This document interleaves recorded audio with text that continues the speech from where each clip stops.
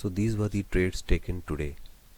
TCS we bought on the opening of this candle, and our target was done on this candle.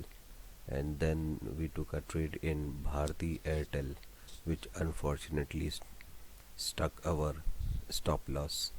We took the trade on this candle, and over here our stop loss got hit and we lost 3 points in it. All are in cash market. In Tata Motors we made a profit of 1.3 points on the same candle where we took our trade.